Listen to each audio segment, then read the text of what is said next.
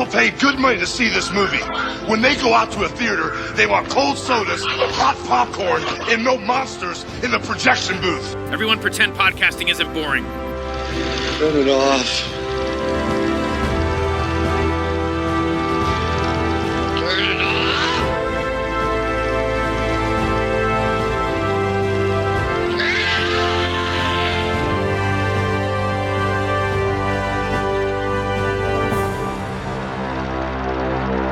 Hey folks, welcome to a special episode of The Projection Booth. I'm your host, Mike White. On this episode, I am talking with Ben Schor. He is a music editor who was recently working on Alien Earth, as well as the new Cape Fear series. Had a lot of fun talking with Ben. I hope you have a great time listening to this. Enjoy. Can you tell me a little bit about how you got into the business, though? Well, I started out as a singer-songwriter growing up in Seattle and came down to Los Angeles at music school at USC Thornton School of Music, expecting that I was going to live a life as a singer-songwriter and a musician, and came to realize pretty quickly over the course of those 4 years that the music business was taking a new look at itself. This was around the time that Napster came around and file sharing was a big deal, and I think that a lot of people were reevaluating what it meant to be in the business, and the business model was shifting. And it was at that point, being in music school, having access to everything that USC had to offer, I started taking a real strong interest in film, and I think really igniting my love of film music, and had a chance to score some student features along the way while I was there. And coming out of college, starting to look towards what I was going to do with my career, I had a longtime family friend of mine who was essentially looking to make a move out of the music editorial business and raise a family, and had an opportunity for me to come in her stead.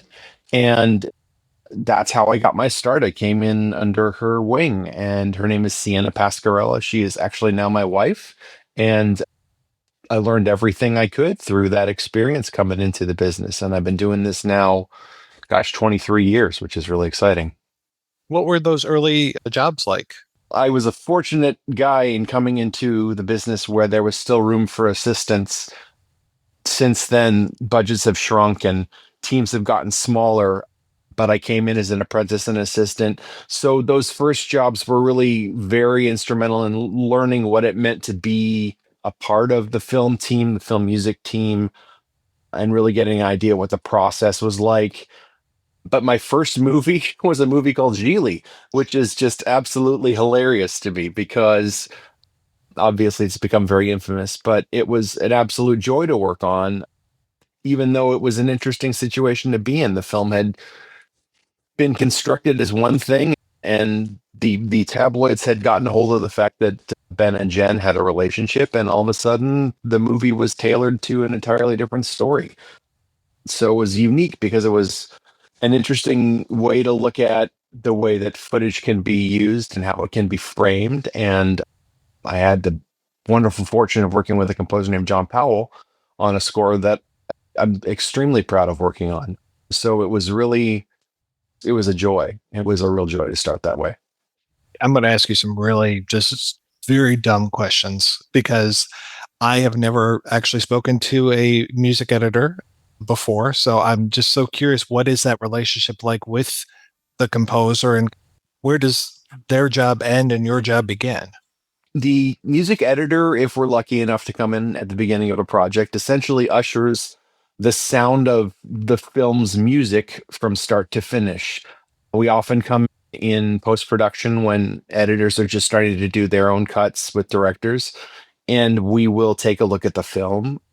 And the first thing that we usually do is we will construct what's called a temporary score. And that will oftentimes be comprised of music from other composers. Sometimes it'll be from the composer that's been selected for the project if they already know who they're going to hire. And then obviously sometimes it will be more diegetic and more song-oriented things, depending on the project. So we will literally come in, have a session with the director and the editor, talking about where they want to have music, what the feeling they want to have in the music should be. Sometimes they'll have some musical ideas of what that sounds like. Sometimes we'll just talk in terms of emotion. And after we've gone through and discussed that, we'll oftentimes go off and do a lot of listening, do a lot of experimentation, and build out of this pre-existing music, this template of the score that will stick with the film or the television project and become a talking point between the director and editor and also the composer or the music department. Because oftentimes composers have a very strong understanding of musical language, but they might not necessarily know what the direction of the film is supposed to be. And the director might, again, know exactly what they want to feel, but not know how to say it musically. So we work as a liaison between those two parties, essentially, at making sure everybody is saying what they need to say, that the music is communicating the ideas properly.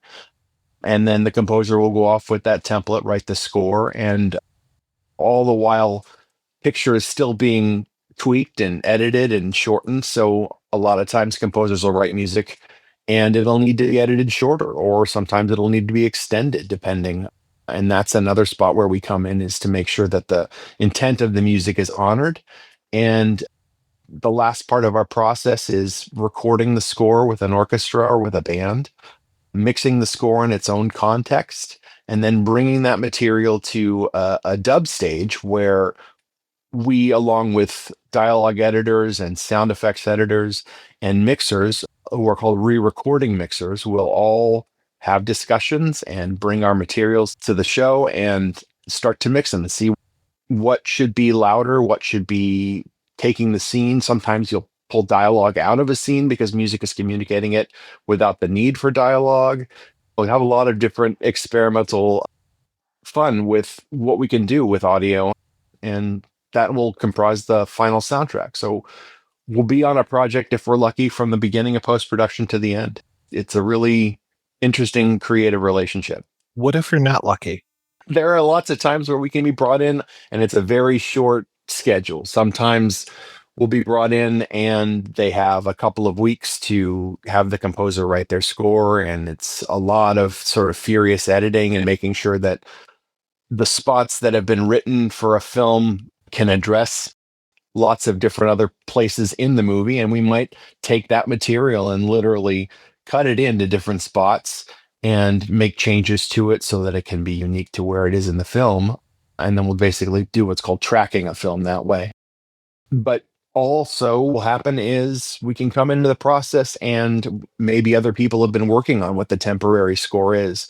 So there's already discussions that have been had, there's already decisions that have been made, and those sorts of things can be either helpful or hurtful depending on how attached somebody is to the work that's already been done. Oftentimes you'll have filmmakers who might really like a piece of music that they've used, but it's an old piece of music and it's not unique to the film, and they have a hard time separating what it's doing from what their composer might bring, which might be a completely different thing.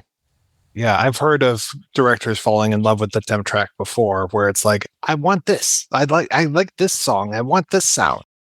It does happen, and it can be a big challenge, especially when it's very specific, because you have to thread that fine line between doing what the director wants, which obviously is our number one priority, and then trying to make the film unique and having that vision. And that's where our relationship with the composer is really helpful, because you can really hone in on what specifically is going on in a piece of music. Like maybe you've got the melody being played in the strings and the winds, or maybe you have this rhythmic feature that's something in the band or in a rhythm section, or maybe there's some synth colors that somebody has been programming that are a part of this original piece of music. And you can really hone in and say, this is what's bringing this emotion. Let's try and take this idea, adapt it, and make it more our language, but use the same musical colors to achieve that goal.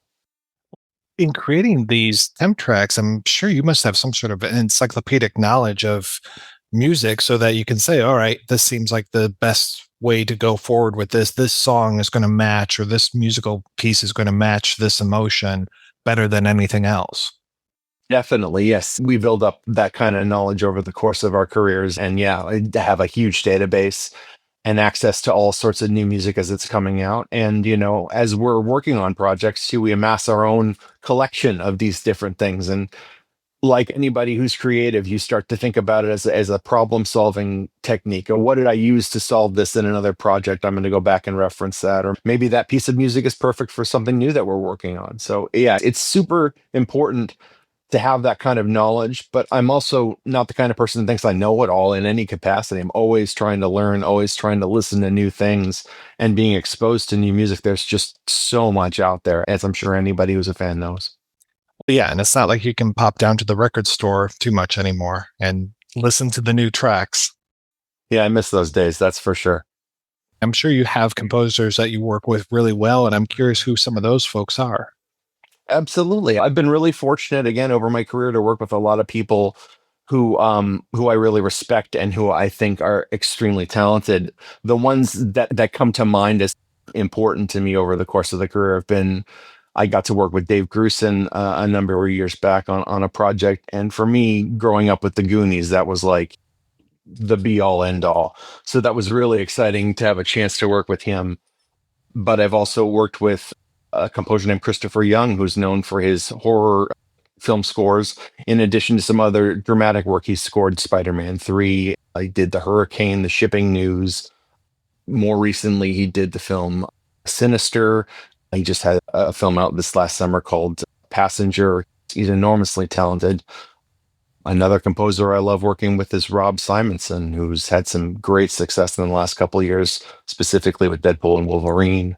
Yeah, and then I've been really very excited to spend the last 8 years or so working with Jeff Russo, who's doing great, creative, exciting work in terms of limited series and television projects, which have just been a real dream for me. Yeah, when did you first start working with him? Jeff and I got hooked up on a project that was a Peter Berg movie called Mile 22. Again, we get our jobs from all sorts of places, but I had a great relationship with the music studio head at STX, and he was asking me to do the film. And I came in, and this was another case of things being a little bit in disarray. Jeff had written a whole ton of music for the film, and Pete was, I think, struggling to find what he thought the sound of the movie was. I came in and I kind of tried to help hone in on what those elements were in the score that had already been composed, and really helped focus Jeff and finished off some things that were still hanging open, and allowed some direction to come in for Jeff there as well in finishing things. And that relationship really was born in that project. He and I started to see we have a similar aesthetic mind when it comes to what music can do in terms of how it relates to picture and what the emotion is behind different scenes. So that really started things. And since then, we've done, I don't even know how many projects, probably upwards of 20 or 30. It's been great. And all sorts of things from Fargo to Ripley to The Man Who Fell to Earth, which was this great series on Showtime that unfortunately not too many people saw. Chiwetel Ejiofor. I encourage anybody who has not seen the show to seek it out. It's just a great piece of work. But then also things like Alien Earth that we've had this last year. And it's been tremendously exciting getting to work with different sounds, and in some terms also projects that have pre-established musical notions. We did this as well with this Apple TV series Cape Fear, which has been airing recently, taking a well-known concept of what the sound of a film or a TV show is, and then learning how to adapt it, taking in what was successful about it musically, and then also making it your own for the new era.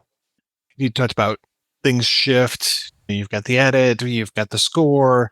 Okay, I need to make this a little bit shorter. I need to make this a little bit longer. So obviously, if you need to shorten it, you just fade it out really quickly, right? That's like the trick. I wish. Yeah, no, that would be ideal. Of course not. Yeah. There's all sorts of like internal concepts that we think about: where to start and stop a melody, where to start a rhythm track.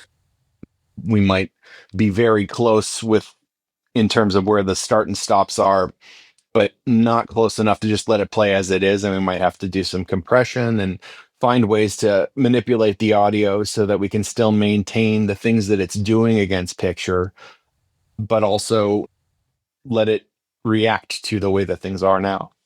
And obviously, you don't want to bring the orchestra back and, okay, now we need 4 more bars kind of thing. So how would you lengthen out something that is already, completed, something that's already in the can?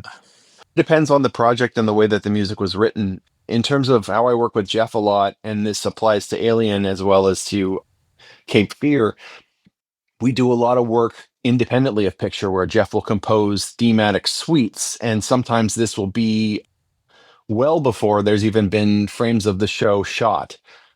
So he'll write these suites oftentimes in concert with his showrunner and come up with the sound of the film and come up with the thematic material. And then he and I work in concert to decide what's going where and interweave those different things together. So in those situations, because we're designing it from the ground up when it comes to actually working on the picture specifically, I think it's more of a concept that we take in mind as we're going.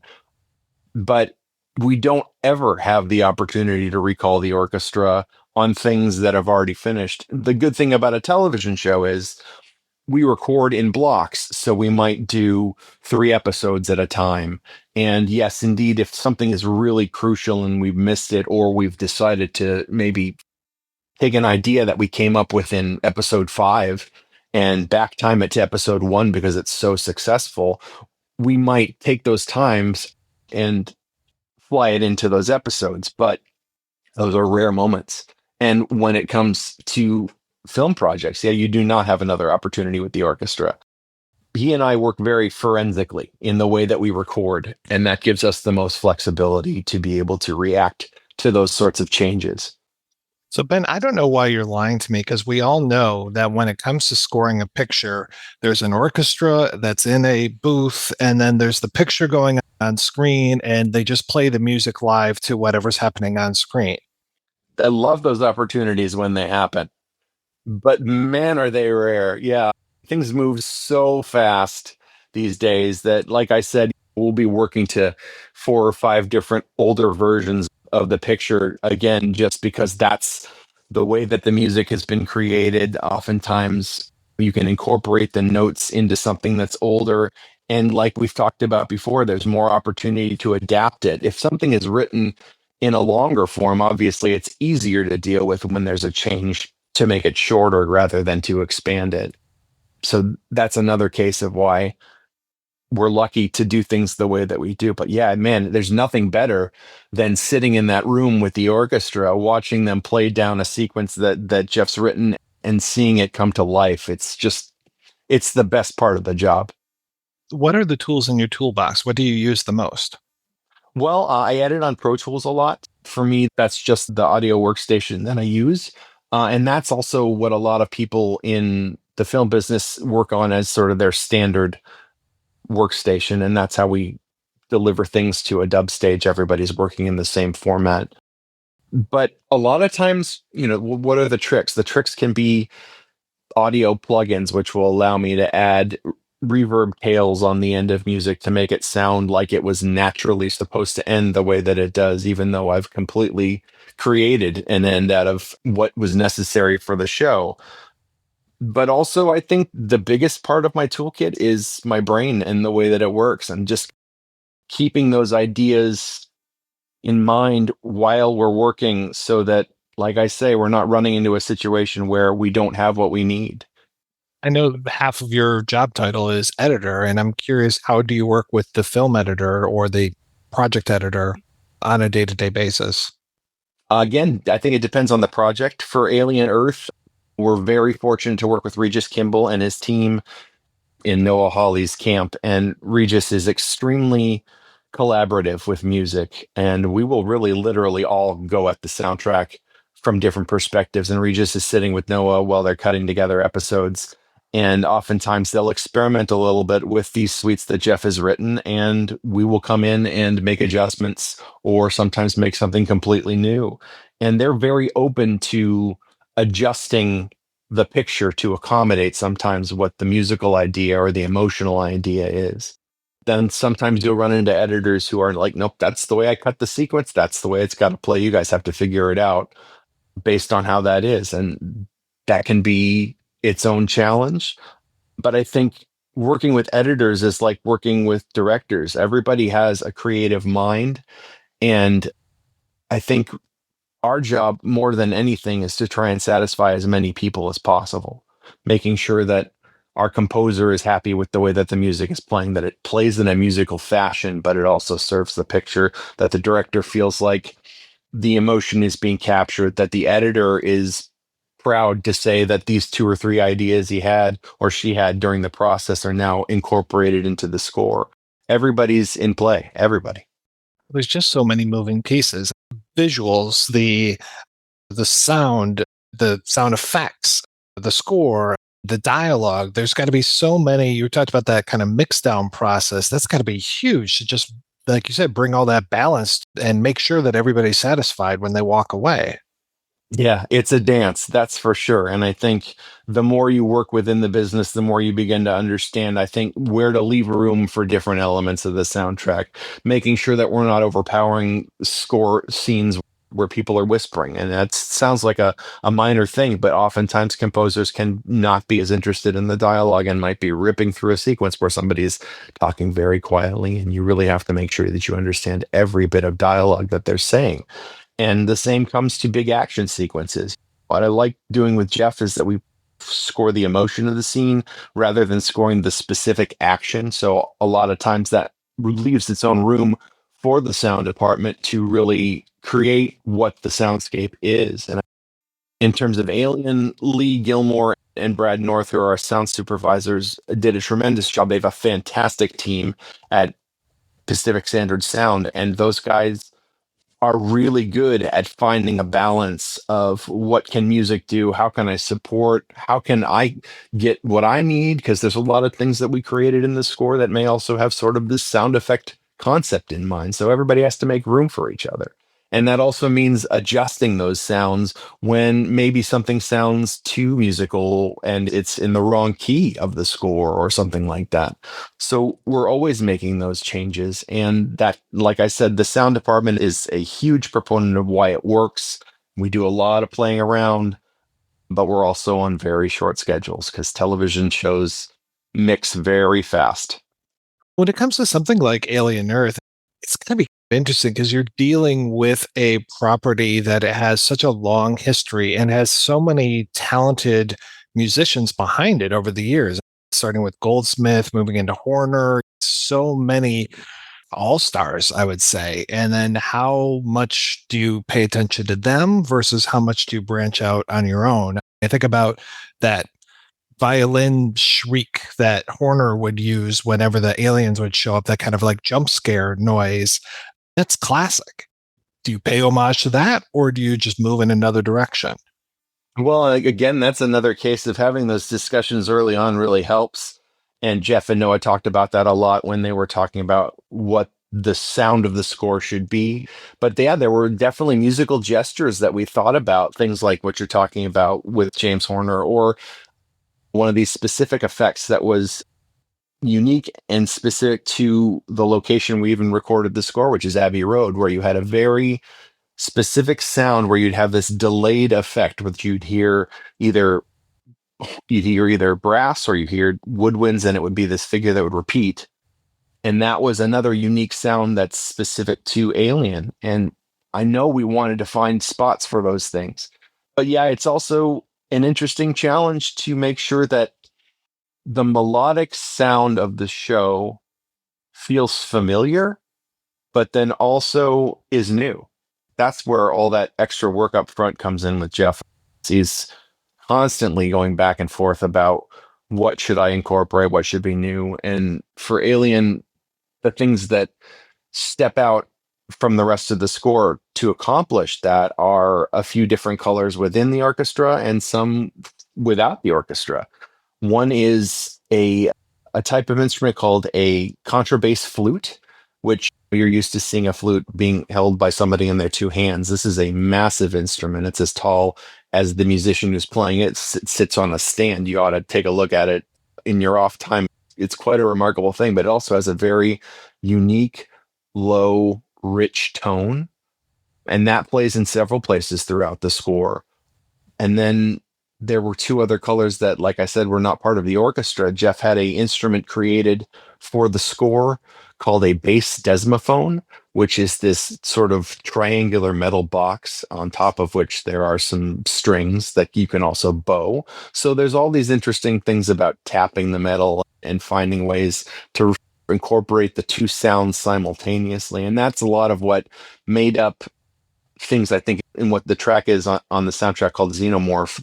It's really, again, I think, a unique sound that you don't find it anywhere else. So it's got this otherworldly feeling. And then another thing that he incorporated in the score is this, again, really unique looking instrument called the Aztec death whistle, which is the size of my hand, but it's literally, you're looking at it like this. I don't know what it's made out of, but it looks like an actual skull, and you blow through the top of the head of the skull, and it's got this really interesting shrieking sound. Talking about the Horner, finding new ways to incorporate what that sound is, but maybe adapt it a little bit. That's one of the nice things about Alien that I enjoy, both the movie and the television show, is just the quiet to loud. Because so much of it, and especially in the television show where you have more time, you are allowed to have those quiet moments and build that tension up so much. It's really exciting to do that kind of stuff. I absolutely adore it. And some of the stuff that I'm most proud of in the show are these long sequences that are starting from very little. And you spend 5 to 6 to 8 minutes just building the tension one piece at a time. Sometimes it'll be the ascension of the way that the musical melody is going. Sometimes it'll be the additions of instruments. It's really exciting to play with that for sure. Were you a winner of an Emmy for Ripley, was it? Yes, I had the good fortune of working with Steve Zalian on that show. Congratulations. Thank you. Yeah, that was another really unique project. Steve works, I think, different than anybody else in that he essentially works on the whole project like it's an 8-hour film. And when he feels comfortable with the structure of the whole thing, he'll literally send us the whole show and say, okay, this is the show. You guys go ahead and get started. And I remember talking to Jeff about what the sound of the show was and thinking it was very Italian and it had a romanticism to it. And he worked on the first couple of episodes and we turned music in to Steve and he said, you know what? That's beautiful. It's just not the show. We're making a thriller about a serial killer and we really want to lean into that level of tension. Why don't we try something different? Why don't you start scoring the last 2 episodes, see where that takes you musically, and then we'll readdress, which is exactly what happened. We worked on 7 and 8 and found the sound very quickly of what brought that tension and began to apply it earlier on in the show. How is it watching a movie with you at home or at the theater? Are you constantly, oh, that could have been better, or, oh, I really like what they did there? I'm sure a lot of that's going on inside my head. I try not to voice it too much, but yeah, no, I'm a huge fan regardless. For things to not be working for me, it usually means that something's sticking out. I love movies. I love television. I love music. So I'm just really excited about taking part in the story. And I think that's the most successful stuff is always when you can feel like you're being brought along and it's doing something unique to grab you. Are there any trends that are going on right now that you would, if you had the ability, you would just end them? I think the trends that I would say I'd like to end would be things about, I think people are oftentimes in our part of post-production very impatient about what happens on screen and might be thinking, oh, the audience doesn't have the patience to sit with this for so long. They're going to pick up their phone. They're going to do something else and we lose them. So there's a real need to, I think, edit things very fast to the point that sometimes you take away a lot of the emotional opportunities and a lot of the musical opportunities by cutting things so short that we don't have an opportunity for you to hear a theme that might have been written for a scene. And I think that that's the trend that I really would like to highlight more than take away is that I love when creatives allow for music to do its job and to really bring that emotional resonance. And that can only happen by having the chance to hear it more than once.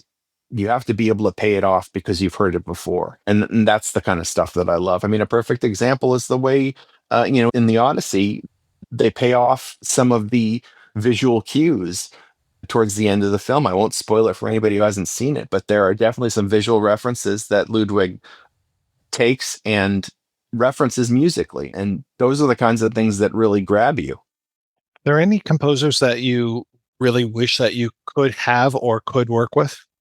It's kind of crazy to say this, but I feel so fortunate to work with the people that I do that I almost am happy where I'm at, because I think a lot of times the grass can be a little greener. It's nice to see things from the outside and really experience what the creativity is. To be on the inside of it sometimes can change what the magic is. But who wouldn't love to work with John Williams, and who wouldn't have loved the opportunity to work with Jerry Goldsmith or Bernard Herrmann back in the days? These are titans of film music, and the things that they've done and established are touchstones for the rest of us. If anything, I think it's really just being an opportunity to be a fly on the wall is more exciting for me than necessarily working on the project sometimes. Speaking of Bernard Herrmann, I haven't seen the new Cape Fear yet, but I'm curious how much in debt to Herrmann is the score for that. Jeff set out from the onset of that project to find a way again to, I think, thread the line between what was old and what was new. And we were fortunate enough in Steven Spielberg and Martin Scorsese to have two amazing, strong creatives who felt very passionately about the fact that the Bernard Herrmann music is the quintessential way to celebrate what Cape Fear is. So they wanted to embrace that material, which really gave us an opportunity to be orchestral, to be unapologetically orchestral, and to let music, I think, take a role in the way that it is not usually allowed to do so, because it's very much a character in the show. And we're jumping back and forth between Herrmann's music, even some of the stuff that Elmer Bernstein wrote for the 91 remake as well, and then Jeff's themes, and it'll all happen in the span of the same cue oftentimes. But it's a real treat, and I'm so proud of Jeff's work and also my work on that show. I think that it's, especially the last few episodes, it really pays off well. So when you have an opportunity to watch it, I'm excited for you if you're a fan of that music, for sure. What are we working on now? Jeff and I are gearing up for a couple things, one of which is Alien Season 2, which is very exciting. I've heard the first pieces of music that have been written. They just started shooting, I don't know, about a month ago. Things are coming together with that. We're going to be working on a second season of a Netflix show with John Wells called Untamed, which is very exciting. And I have had the good fortune of coming back together to work with a composer friend of mine, Chris Young, on a Guillermo del Toro produced film called The Boy in the Iron Box, which is set to debut sometime next year. Ben, thank you so much for your time. This was great talking with you. I had a pleasure. Thanks for having me. Yeah, thank you.